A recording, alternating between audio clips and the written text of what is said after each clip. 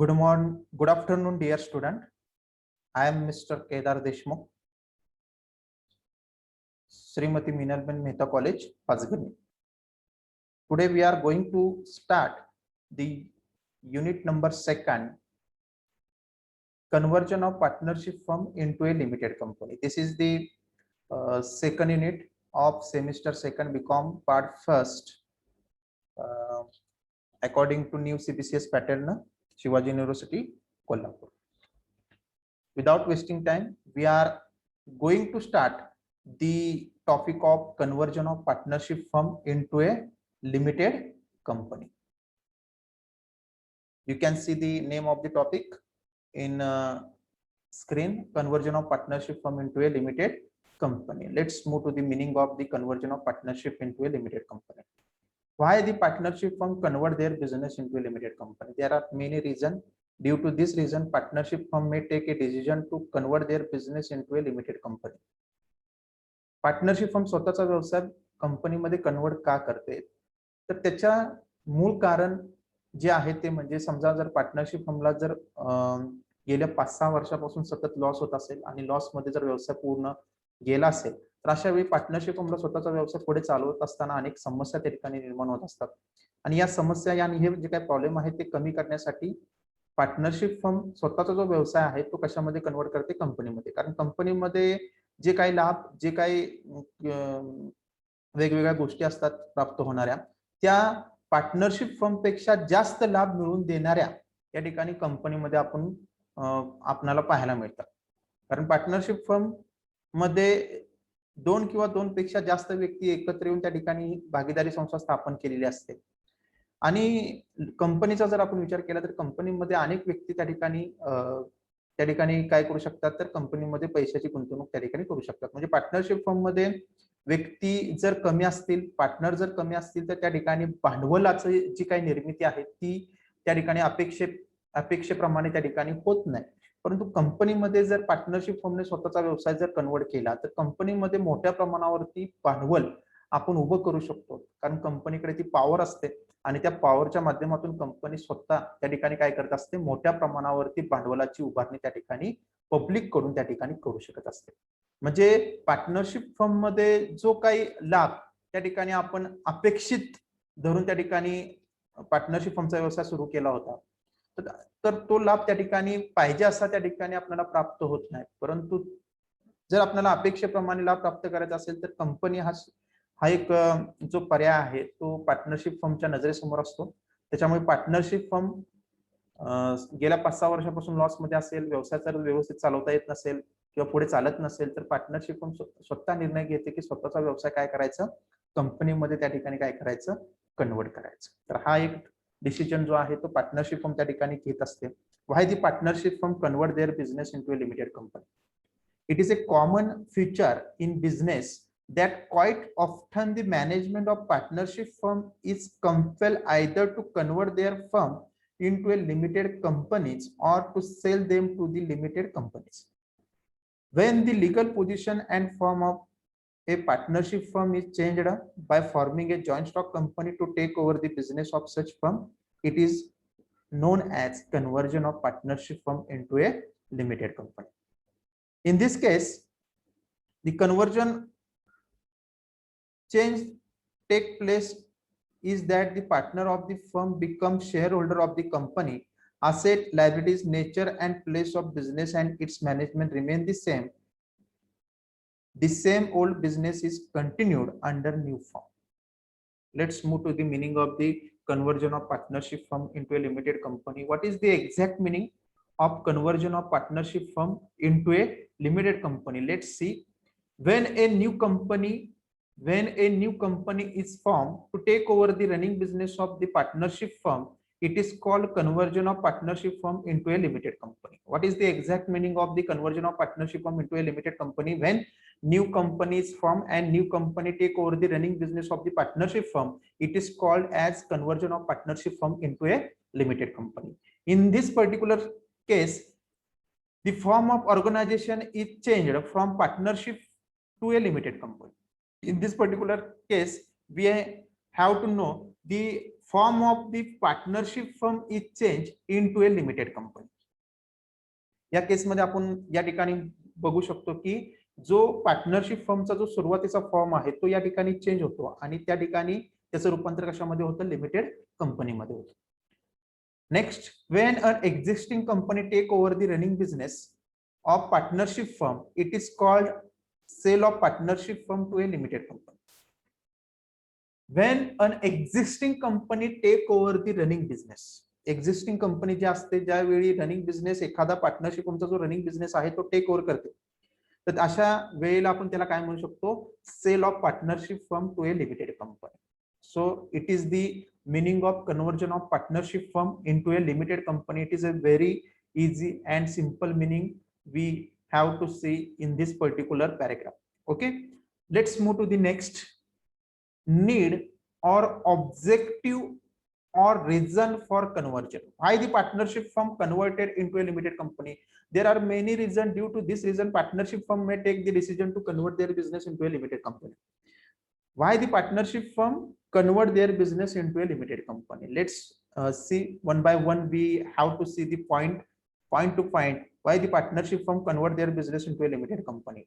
What is the exact need or exact objective or exact reason partnership firm convert their business into a limited company? Okay, the partnership firm is converted into a limited company or sold to limited come with the following intention. The first point explain that to take an advantage of limited liability. Okay, ज्यावेळी partnership firm मध्ये जे partner असतात त्या पार्टनरची जी काही liability असते ती कशी असते, आपण बघू शकतो की ती अमर्यादित जबाबदारी असते, अनलिमिटेड आपण म्हणू शकतो त्याला, किती लायबिलिटी असते. परंतु पार्टनरशिप फर्मने स्वतःचा व्यवसाय जर कंपनीमध्ये कन्वर्ट केला आणि कंपनीमध्ये कन्वर्ट केल्यानंतर मग त्या ठिकाणी जी काही लायबिलिटी त्या शेअर होल्डरची किंवा त्या मालकांची असते ती त्या ठिकाणी कशी असते, लिमिटेड असते. म्हणजे हा एक आपल्याला फायदा या ठिकाणी सांगता येईल की पार्टनरशिप फर्म स्वतःचा व्यवसाय कंपनीमध्ये कन्वर्ट का करते, कारण पार्टनरशिप फर्म मध्ये आपण बघत असतो की भागधारक जे असतात ते व्यवसायाचे मालक असतात पार्टनरशिप फर्म मध्ये, आणि त्यांची जी जबाबदारी असते ती जबाबदारी कशी असते, अनलिमिटेड असते, त्यालाच आपण म्हणतो अमर्यादित जबाबदारी असते. परंतु ज्यावेळी पार्टनरशिप फर्म स्वतःचा व्यवसाय कंपनीमध्ये कन्वर्ट करते अशा वेळी मात्र त्या कंपनीमध्ये कन्वर्ट केल्यानंतर मग ते जे व्यक्ती असतात त्या व्यक्ती त्या ठिकाणी पार्टनर मधून कशामध्ये कन्वर्ट होतात, शेअर होल्डर मध्ये कन्वर्ट होतात. कारण पार्टनरशिप फर्मचे खरे मालक कोण असतात, पार्टनर असतात, परंतु कंपनीचे खरे मालक कोण असतात, शेअर होल्डर असतात, बरोबर. आणि या शेअर होल्डरची जी काही लायबिलिटी असते ती कशी असते, लिमिटेड असते, मर्यादित असते. तर हा एक फायदा आणि हा एक ऍडव्हान्टेज प्राप्त करण्यासाठी पार्टनरशिप फर्म स्वतःचा व्यवसाय कशामध्ये कन्वर्ट करते, कंपनीमध्ये कन्वर्ट करते. त्याच्यानंतर पुढे काय सांगितलं बघा, the shareholder are not held responsible to pay the business liability out of their private estate as it is held in the case of partnership. आता तुम्ही बघू शकता की जे शेअर होल्डर असतात कंपनीचे खरे मालक असतात आपण त्यांना म्हणतो, परंतु या शेअर होल्डरांना स्वतःची जी बिझनेसची देणी देण्यासाठी स्वतःची खाजगी मालमत्ता त्या ठिकाणी उपयोगात आणावी लागत नाही. परंतु पार्टनरशिप फर्मचा जर आपण विचार केला, पार्टनरशिप फर्म मध्ये जे पार्टनर असतात त्यांना व्यवसायाची देणी देण्यासाठी स्वतःची खाजगी मालमत्ता त्या ठिकाणी काय करावी लागते, वापरावी लागते. परंतु कंपनीमध्ये तसं नाहीये. कंपनीमध्ये व्यवसायाची देणी देत असताना, कंपनीची देणी देत असताना जे काही व्यक्ती असतात, जे काही शेअर होल्डर मालक असतात, अशा मालकांना स्वतःची खाजगी मालमत्ता त्या ठिकाणी उपयोगात आणावी लागत नाही. परंतु पार्टनरशिप फर्म मध्ये मात्र प्रायव्हेट किंवा खाजगी मालमत्ता त्या ठिकाणी व्यवसायाची देणी देण्यासाठी उपयोगात आणावी लागते. आणि हा एक जो ऍडव्हान्टेज आहे तो प्राप्त करण्यासाठी पार्टनरशिप फर्म स्वतःचा व्यवसाय कशामध्ये कन्वर्ट करते, तर कंपनीमध्ये कन्वर्ट करते. तर हा एक मेन रिझन आपण म्हणू शकतो की जी लायबिलिटी आहे, जी जबाबदारी आहे, ती जबाबदारी त्या ठिकाणी अनलिमिटेड पासून लिमिटेड मध्ये ट्रान्सफर करण्यासाठी त्या ठिकाणी पार्टनरशिप फर्म डिसिजन घेते स्वतःचा व्यवसाय कशामध्ये कन्वर्ट करायचा, तर कंपनीमध्ये कन्वर्ट करायचा. Let's move to the second point, why the partnership firm convert their business into a limited company. To take an advantage of less tax rate applicable to the company. बघा आपण less tax rate applicable to the company म्हणजे कंपनीमध्ये जो tax rate असतो तो partnership firm पेक्षा कसा असतो, कमी असतो. आणि हा ऍडव्हान्टेज प्राप्त करण्यासाठी त्या ठिकाणी पार्टनरशिप फर्म स्वतःचा व्यवसाय कशामध्ये कन्वर्ट करते, कंपनीमध्ये कन्वर्ट करते. तर हे एक मेन रिझन आपल्याला या ठिकाणी सांगता येईल. त्याच्यानंतर तिसरं जे रिझन आहे ते आपण बघू शकता या ठिकाणी, to get an advantage of separate entity where the death or retirement of any share holder do not affect the existing of the organisation. ज्यावेळी कसला कोणता ऍडव्हान्टेज घेण्यासाठी, ज्यावेळी पार्टनरशिप फर्म स्वतःचा व्यवसाय कंपनीमध्ये कन्वर्ट करते आणि कंपनीमध्ये कन्वर्ट केल्यानंतर जर एखाद्या व्यक्तीचा मृत्यू झाला किंवा एखादा व्यक्ती जर रिटायर झाला तर त्याचा व्यवसायावरती किंवा त्या व्यवसायाच्या अस्तित्वावरती कोणत्याही प्रकारचा परिणाम त्या ठिकाणी होत नाही. कारण कंपनीमध्ये जे मालक असतात ते मालक पार्टनरशिप फर्म पेक्षा जास्त असतात किंवा एखाद्या व्यक्तीच्या मृत्यूमुळे किंवा एखाद्या व्यक्तीच्या रिटायरमेंटमुळे त्याचा परिणाम व्यवसायावरती मोठ्या प्रमाणावरती होत नाही, कंपनीवरती मोठ्या प्रमाणावरती होत नाही, जो की पार्टनरशिप फर्म वरती होतो. ओके, तर हा एक ऍडव्हान्टेज घेण्यासाठी सुद्धा पार्टनरशिप फर्म स्वतःचा व्यवसाय काय करू शकते, कंपनीमध्ये त्या ठिकाणी कन्वर्ट करू शकते. तर हा एक मेन रिझन आपल्याला या ठिकाणी सांगता येईल आणि हा एक ऍडव्हान्टेज आपल्याला या ठिकाणी सांगता येईल. त्याच्यानंतर जो चौथा जो ऍडव्हान्टेज आहे आपल्याला या ठिकाणी सांगता येईल, to expand the business and to raise the required capital. तर व्यवसायाचं अस्तित्व वाढवण्यासाठी आणि व्यवसायामध्ये जे काय कॅपिटलची गरज आहे ती कॅपिटलची गरज त्या ठिकाणी वाढवण्यासाठी किंवा आपण बघू शकतो की पार्टनरशिप फर्म मध्ये 2 किंवा 2 पेक्षा जास्त व्यक्ती एकत्र येऊन भागीदारी संस्था स्थापन करतात. परंतु 2 किंवा 2 पेक्षा जास्त व्यक्तींनी जे कॅपिटल व्यवसायामध्ये गुंतवलेलं असतं ते व्यवसायाच्या दृष्टिकोनातून कमीच असतं. परंतु पार्टनरशिप फर्मने जर स्वतःचा व्यवसाय कंपनीमध्ये जर कन्वर्ट केला तर अशा वेळी त्या ठिकाणी आपण सांगू शकतो की कंपनीमध्ये अनेक व्यक्ती किंवा अनेक पब्लिक जे असतात ते काय करत असतात, भांडवलाच्या रूपाने व्यवसायामध्ये काय करत असतात, कंपनीमध्ये व्यवसाय त्या ठिकाणी कॅश गुंतवत असतात. म्हणजे पार्टनरशिप फर्म मध्ये जेवढ्या मोठ्या प्रमाणावरती आपल्याला कॅपिटल उभं करता येत नाही तेवढ्या मोठ्या प्रमाणावरती कंपनीमध्ये आपण ते कॅपिटल त्या ठिकाणी काय करू शकतो, उभं करू शकतो. तर हा एक ऍडव्हान्टेज प्राप्त करण्यासाठी पार्टनरशिप फर्म स्वतःचा व्यवसाय कशामध्ये कन्वर्ट करते, तर लिमिटेड कंपनीमध्ये कन्वर्ट करते. Let's move to the fifth point, why the partnership firm convert their business into a limited company to enjoy the better status in the market. तुम्ही बघू शकता की कंपनीचे जे मालक असतात त्या मालकांना आपण शेअर होल्डर म्हणतो आणि त्या शेअर होल्डरनी काय केलेलं असतं, कंपनीमध्ये पैसे काय केलेले असतात, कॅपिटलच्या रूपाने काय केलेले असतात, गुंतवलेले असतात. बरोबर, मार्केटमध्ये जो स्टेटस आहे तो चांगल्या पद्धतीचा प्राप्त करण्यासाठी त्या ठिकाणी पार्टनरशिप फर्म स्वतःचा व्यवसाय कशामध्ये कन्वर्ट करते, कंपनीमध्ये. समजा पार्टनरशिप फर्मला गेली 5-6 वर्षापासून सतत लॉस होत असेल आणि हा लॉस 5-6 वर्षापासून होत असल्यामुळे पार्टनरशिप फर्मला स्वतःचा व्यवसाय त्या ठिकाणी चालवत असताना अनेक समस्या निर्माण होतात.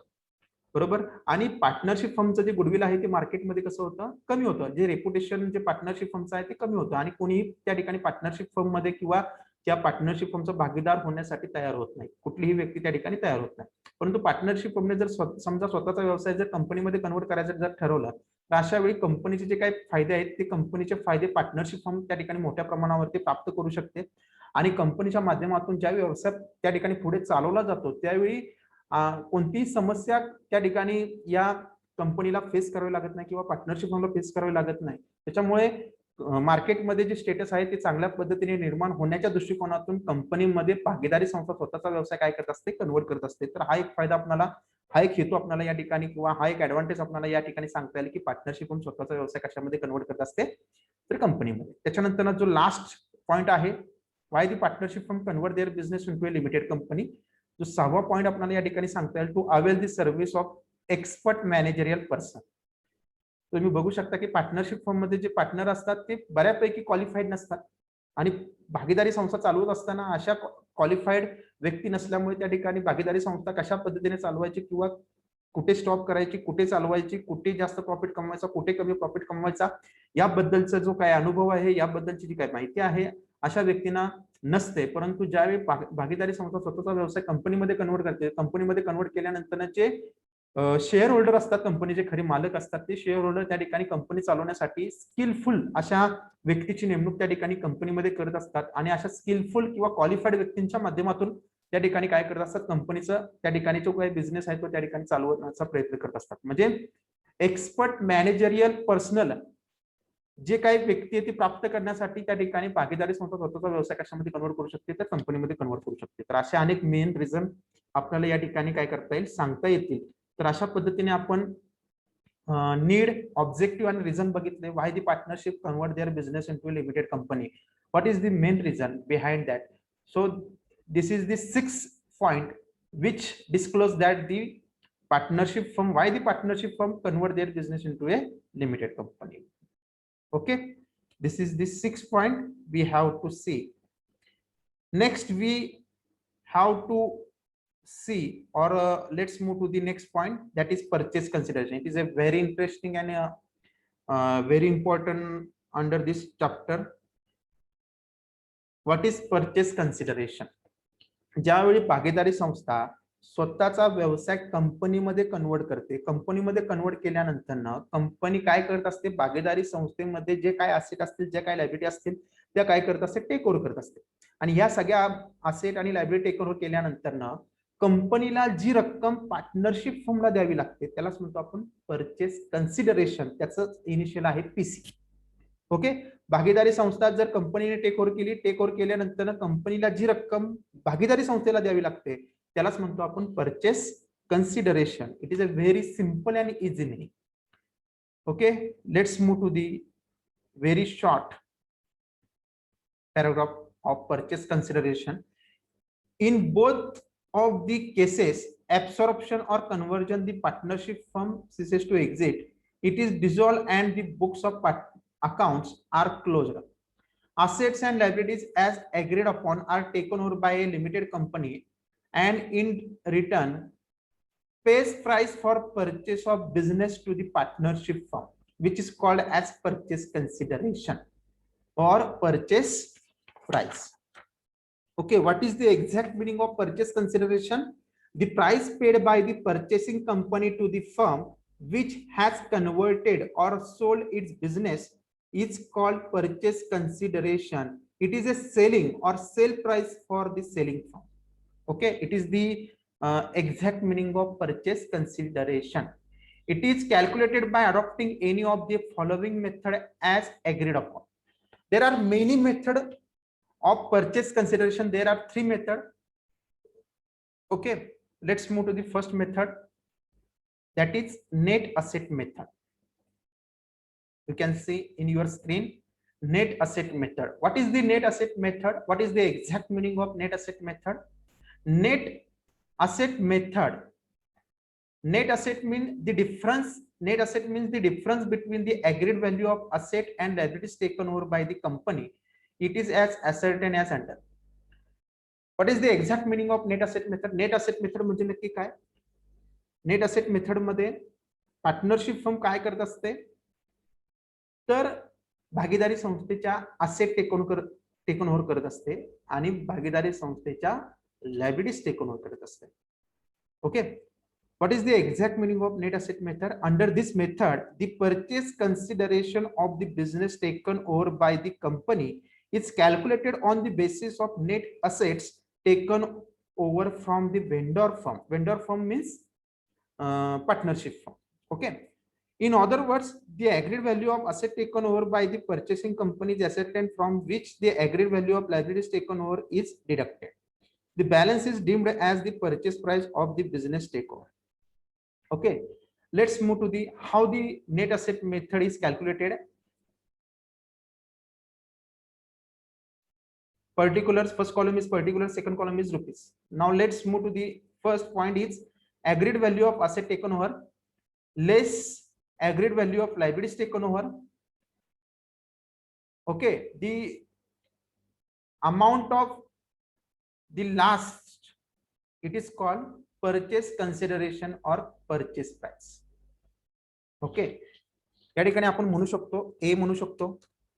ओके, ए मध्ये काय लिहिलं आपण, भागीदारी संस्थेने किंवा कंपनीने ज्या असेट टेकन ओव्हर केलेल्या आहेत त्या असेट आपण या ठिकाणी ए मध्ये लिहिणार. त्यातून आपण लेस करणार, बघा बी, बी लेस करणार. काय लेस करणार? Agreed value of liabilities taken over. ज्या लायबिलिटीज कंपनीने टेकन ओव्हर केलेल्या आहेत त्या आपण लेस करणार. आणि हे लेस केल्यानंतर ना आपण काय करणार, ए वजा बी जर आपण केलं, ए वजा बी जर आपण केलं तर त्या ठिकाणी जी प्राइस येणार आहे त्या प्राइसलाच आपण काय म्हणणार आहे, purchase consideration. Okay, for example बघूया आपण कशा पद्धतीने नेट असेट मेथडने पीसी काढली जाते. तर आपण या ठिकाणी एक एक्झाम्पल बघूया. तुम्ही बघू शकता या ठिकाणी एक छोटंसं एक्झाम्पल आहे. ते एक्झाम्पल तुम्हाला स्क्रीनवरती दिसेलच आता. बघा, पीसी, पीसी चं इक्वेशन काय, asset minus liabilities. Here PC means purchase consideration. A means काय? Agreed value of asset taken over by the new company. L means agreed value of liabilities taken over by the limited company. For examples, बघा आता, a new company agreed to take over the asset and liabilities of the partnership firm as follows. बघा, एक company आहे, त्या कंपनीने काय केले, partnership फर्मच्या असेट आणि लायबिलिटीज काय केलेल्या आहेत, टेक ओव्हर केलेल्या आहेत. कोणकोणत्या असेट आणि लायबिलिटीज टेक ओव्हर केलेत बघा. लँड अँड बिल्डिंग किती रुपयाला टेक ओव्हर केली, 1 लाख रुपयाला. मशिनरी किती रुपयाला टेक ओव्हर केली, 50,000 रुपयाला. फर्निचर किती रुपयाला टेक ओव्हर केलं न्यू कंपनीने, 50,000 रुपयाला. सन्ड्री डेटर्स किती रुपयाला टेक ओव्हर केलं, 50,000. Stock rupees 50,000. Sundry creditors, it is a liability which is taken by the limited company of rupees 50,000. And bills payable, it is also a liability which is taken by the limited company of rupees 50,000. Let's move to the solution. How the PC is calculated according to net asset method. Okay, format, you have to know the format of exact format of purchase consideration according to new asset method. First column is particular, second column is rupees. त्याच्या खाली आपण म्हणूया ए मध्ये काय म्हणणार, A मध्ये agreed value of asset taken over. कंपनीने partnership फर्मच्या ज्या असेट टेकन केलेल्या आहेत त्या असेटची व्हॅल्यू आपल्याला या ठिकाणी दाखवायची आहे. बघा आता पहिले असेट कोणते टेकन केले, लँड अँड बिल्डिंग 1 लाख. तर आपण या ठिकाणी राईट डाऊन करूया.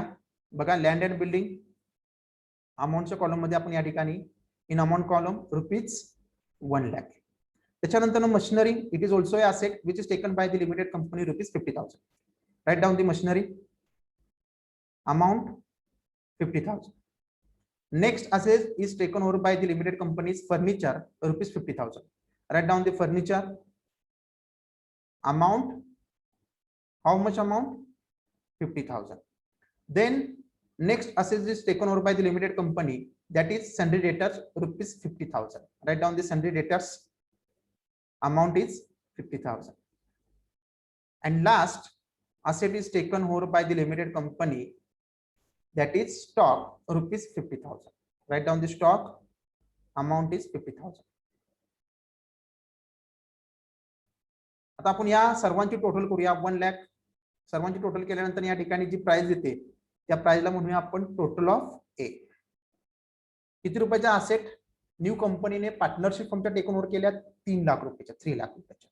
तर याच्यामधून आपण लेस काय करतो, तर याच्यामधून आपण लेस काय करतो बघा. आता लेस काय केलेलं आहे बघा, agreed value of liabilities taken over by the limited company. आता लिमिटेड कंपनीने ज्या लायबिलिटीज टेकन ओव्हर केल्या त्या आपण या ठिकाणी लेस करूया. बघा, the first liability is taken over by the limited company is that sundry creditors of rupees 50,000. Right down the sundry creditors in amount column 50,000. And last liability is taken over by the limited company is that bills payable of rupees 50,000. Write down the bills payable in amount column 50,000. Write down the total 1 lakh. It is called as total of B. आता आपल्याला purchase consideration काढायचे. Purchase consideration सूत्र काय, ए वजा बी. ज्या asset take over केल्या त्यामधून liabilities take over केलेली रक्कम आपण काय करतो, मायनस करतो. तर या ठिकाणी सी मध्ये म्हणूया आपण परचेस कन्सिडरेशन ए मायनस बी, 3 लाख मायनस 1 लाख. इथं बघतो आपण ए ची टोटल किती आली होती, 3 लाख, आणि बी ची टोटल किती आली होती, 1 लाख. तर 3 लाख मायनस 1 लाख. तर या ठिकाणी जे परचेस प्राइस आली जी की लिमिटेड कंपनीला कोणाला द्यायची, पार्टनरशिप फर्मला, किती रुपयाची द्यायची, 2 लाख रुपयाची. तर याला म्हणायचं purchase consideration. It is the example of net asset method. According to net asset method, how to purchase consideration is calculated, we have to see in this particular example. Okay, let's move to the next. Generally this method is used more in practice. Okay, let's second method, that is lump sum method. आपण बघू शकता या ठिकाणी दुसरे method आहे lump सम method. की या मेथडने सुद्धा लिमिटेड कंपनी काय करू शकते, पार्टनरशिप फर्मला जो बिझनेस टेकन ओव्हर केलेला आहे त्याची रक्कम त्या ठिकाणी देऊ शकते. What is the exact meaning of lump sum method? Okay, what is the exact meaning of lump sum method? Under this method, the lump sum price is payable by the purchasing company to the vendor firm for the business taken over. It is given directly in the problem, hence the question of calculation of purchase price does not arise. Okay, so what is the exact meaning? Under this method, certain lump sum is paid to the firm as a purchase price. Therefore, the question of calculation of purchase consideration does not arise. For example आपण बघूया, म्हणजे तुमच्या लक्षात येईल. What is the example? If X Limited purchases the business of Y Limited and agree to pay rupees 50 lakh, 15, 25 lakh in all, it is an example of lump sum payment. Okay, X Limited company आहे. Okay, त्यांनी एक भागीदारी संस्था या ठिकाणी taken over केली आणि भागीदारी संस्था टेकन ओव्हर किती रुपयाला केली सांगा? 25 लाख रुपयाला केली. ओके, या ठिकाणी कॅल्क्युलेशन करायची गरज नाही, सांगितलं बघा. काय सांगितलंय? The question of calculation of purchase consideration does not arise. इथं काय या मेथड नुसार कोणकोणत्या असे टेकन ओव्हर केल्या, कोणकोणत्या लायबिलिटीज टेकन ओव्हर केल्या, हे असं काय कॅल्क्युलेशन करायची गरज नाही. तुम्हाला डायरेक्टली काय केली जाते? लमसम मेथड मध्ये तुम्हाला डायरेक्टली पीसीची अमाऊंट दिली जाते. ओके, तर तुम्हाला प्रॉब्लेम मध्ये जर डायरेक्टली पीसीची अमाऊंट दिली असेल तर त्या मेथडला आपण कोणती मेथड म्हणायची? Lump sum method. ओके, तर या ठिकाणी बघू शकता की एक्स लिमिटेडने वायचा पार्टनरशिप फर्म काय केलं? टेक ओव्हर केलंय आणि किती रुपये दिलेत मला सांगा? देणार आहे एक्स लिमिटेड कंपनी वायला 25 लाख रुपयाची रक्कम देणार आहे.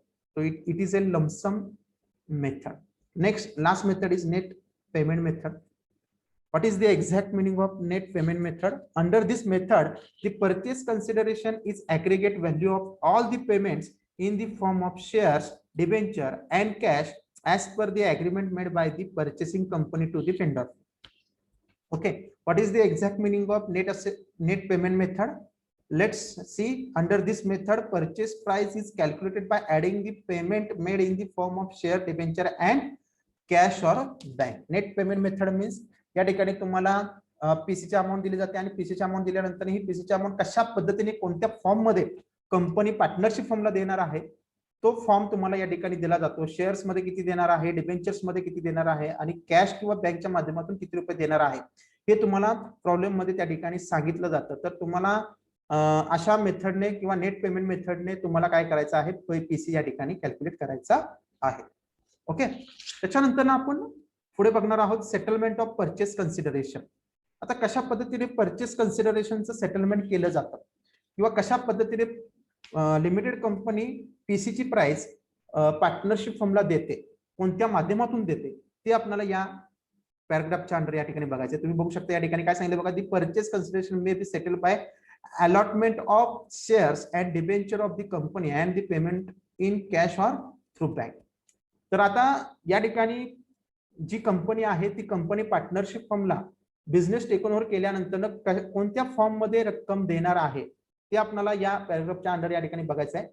तर कंपनी काय करत असते? शेअरच्या माध्यमातून काही रक्कम देत असते, डिबेंचरच्या माध्यमातून काही रक्कम देत असते आणि शिल्लक राहिलेली रक्कम ती काय करत असते? कॅश किंवा बँकच्या माध्यमातून त्या ठिकाणी देण्याचं काम करत असते. यालाच म्हणतो आपण settlement of purchase consideration. And last point is that in this particular chapter is that distribution of shares, debenture or bank and cash balance.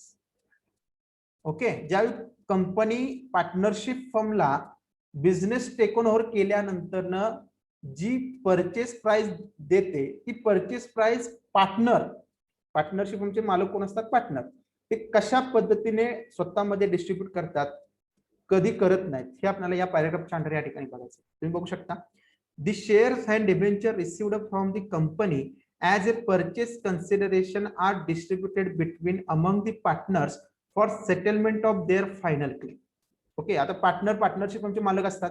Company काय करत असते? पीसीची रक्कम कोणाला देत असते? पार्टनरशिप फर्मला देत असते आणि कंपनीने बिझनेस टेक ओव्हर केल्यानंतर पीसीची रक्कम पार्टनरशिप फर्मला दिली तर ती पार्टनर काय करत असतात? ती पीसी काय करत असतात? स्वतःमध्ये त्या ठिकाणी काय करत असतात? डिस्ट्रीब्युशन करण्याचं काम करत असतात. Okay, if it is specifically mentioned regarding distribution of share, debenture, bank and cash balance between among the partner, then these are distributed accordingly. तर तुम्हाला सांगितलं असतं की कशा पद्धतीने पार्टनर्स मध्ये ही पीसी डिस्ट्रीब्यूट करायची. तर त्या सांगितलं असेल तर त्या पद्धतीने करायची आणि जर सांगितलं नसेल तर कशा पद्धतीने डिस्ट्रीब्यूट करायची बघा. However, in the absence of information, shares, debenture, bank and cash balance are distributed between among partners in their last adjusted capital ratio. It is a very important point under this particular chapter. जर तुम्हाला काही mention केलं नसेल की जी काही पीसीची रक्कम कंपनीने partnership फर्मला दिलेली आहे आणि ती पीसीची रक्कम कशा पद्धतीने पार्टनर्स मध्ये डिस्ट्रीब्यूट करायची याबद्दलचं कोणत्याही प्रकारचं मेन्शन तुम्हाला जर त्या प्रॉब्लेम मध्ये केलं नसेल तर त्यावेळी तुम्हाला काय करायचं आहे? पार्टनर्स कॅपिटल अकाउंट क्लोज केल्यानंतर त्या ठिकाणी पार्टनरचा जो लास्ट जो बॅलन्स येणार आहे, फायनल बॅलन्स येणार आहे त्या फायनल बॅलन्सच्या माध्यमातून आपण काय करणार आहे, रेशो काढणार आहे. त्यालाच रेशोला आपण म्हणणार आहे कॅपिटल रेशो. आणि या कॅपिटल रेशो मध्ये आपण ती रक्कम पीसीची रक्कम काय करणार आहोत, पार्टनर्स मध्ये त्या ठिकाणी काय करणार आहोत, डिस्ट्रीब्यूट करणार आहोत. Last adjusted capital ratio means the ratio of capital adjusted after reserve fund, general reserve, profit and loss account balance, goodwill, realization of profit or loss, etc. What is the last adjusted capital ratio?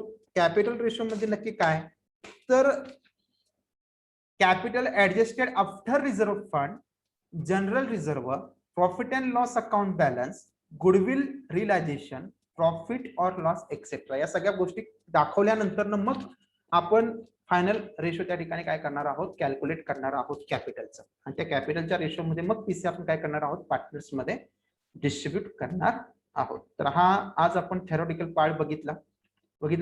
Okay. तर पुढच्या lectures मध्ये आपण journal entries बघणार आहोत. तर हा theoretical part मी तुम्हाला ग्रुपला सेंड करतो पीडीएफ. सर्वांनी हा थेरोटिकल पार्ट तुमच्या वहीमध्ये लिहून काढण्याचा प्रयत्न करा आणि समजून घ्या. काय अडचण असेल तर तुम्ही मला त्या ठिकाणी विचारू शकता. ओके. तर अशा पद्धतीने आपण थेरोटिकल पार्ट या आजच्या लेक्चर्स मध्ये त्या ठिकाणी काय केलेलं आहे, कव्हर केलेलं आहे. पुढच्या लेक्चर्स मध्ये आपण जर्नल एंट्रीज बघणार आहोत आणि जर्नल एंट्रीज बघितल्यानंतर मग आपण प्रॉब्लेम त्या ठिकाणी स्टार्ट करणार आहोत. तर आय होप सर्वांना समजलं असेल की हा टॉपिक नक्की कशाच्या संबंधित आहे आणि कशाशी रिलेटेड आहे. पार्टनरशिप स्वतःचा व्यवसाय जो आहे तो कंपनीमध्ये कन्वर्ट का करते, त्याचे काय मेन रिझन आहेत ते आपण या ठिकाणी बघितले. अशा पद्धतीने आपण हा जो थेरोटिकल पार्ट आहे या टॉपिक मधला या ठिकाणी काय केलेला आहे, कव्हर केलेला आहे. ओके.